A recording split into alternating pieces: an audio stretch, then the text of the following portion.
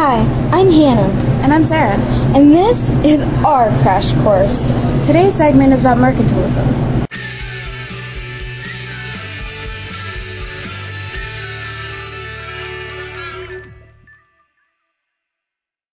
Mercantilism, defined by Google, is the belief that the benefits of profitable trading. Countries adopted trade policies that favored the flow of wealth from the colonies to the mother country. This process is also known as colonialism. Mercantilism is traced all the way back to the medieval era and progressed in the Elizabethan era. Queen Elizabeth I herself promoted mercantilism. Queen Elizabeth I wanted to protect English shipping and issued laws to support it, like the Navigation Act, which we'll get back to later. Let's go to the thought bubble.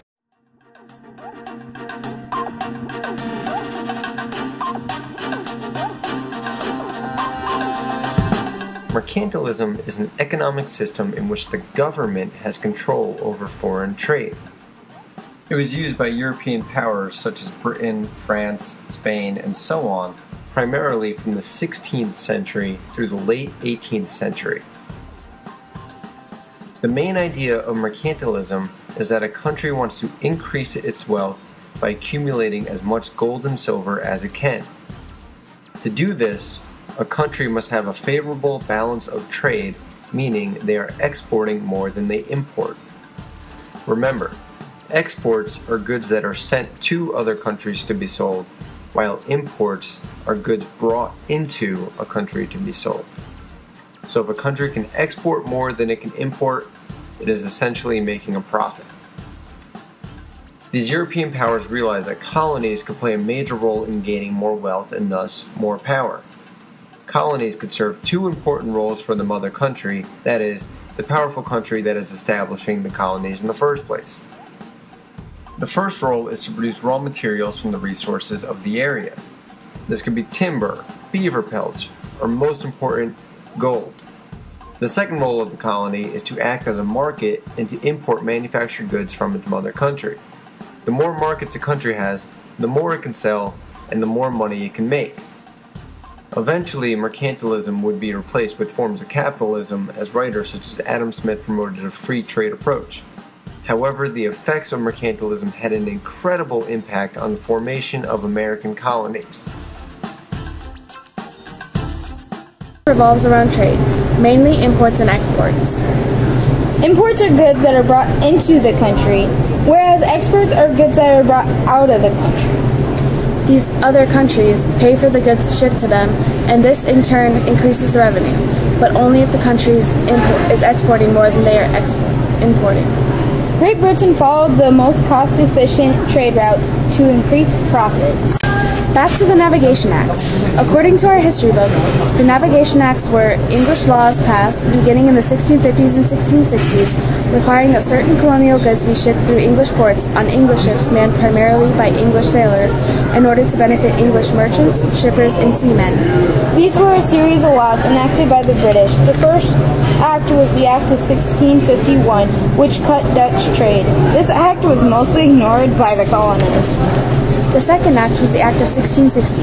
It banned foreign shipping and enumerated the goods that went only to England. The colonists partially obeyed. The Act of 1663, the third act, allowed European imports only through England.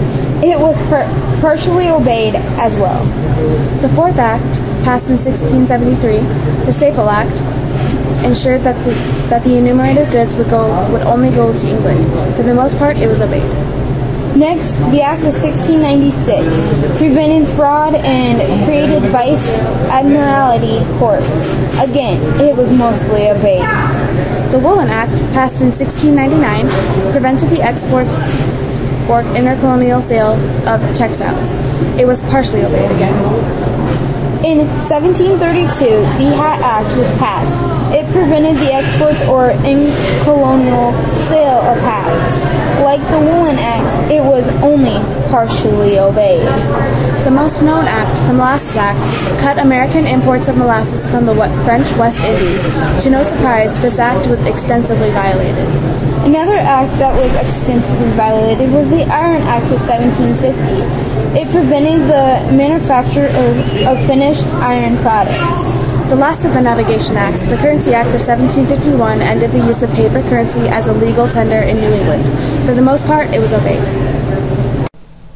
And we're to the mystery document. For the mystery document is for the increase of shipping and encouragement of the navigation of these nations, wherein, under the good providence of the protection of God, the wealth, safety, and strength of the kingdom is so much concerned, be it enacted by the King's most excellent majesty, and by the Lords and Commons in the present Parliament assembled, and by the authorities thereof, that from and after this day of December 1660, and from thenceforward, no goods or commodities whatsoever shall be imported into or exported out of any lands, islands, plantations, or territories to His Majesty's belongings or in his possession, or which may thereof belong unto or be in the possession of the Majesty, his heirs and successors in Asia, Africa, and America, in any other ships or vessels or vessels whatsoever, but in such ships or vessels are due truly and without fraud belong only to the people of England or Ireland, Dominion of Wales, or towns of Berwick upon Tweed,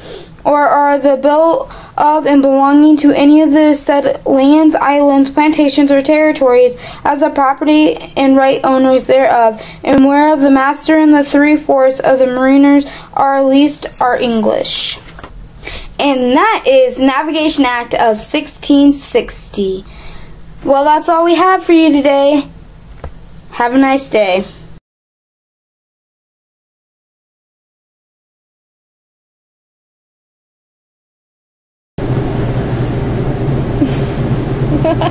Mother colonies to the mother as colonialism. Mercantilism is traced all the way back to the medieval area and progressed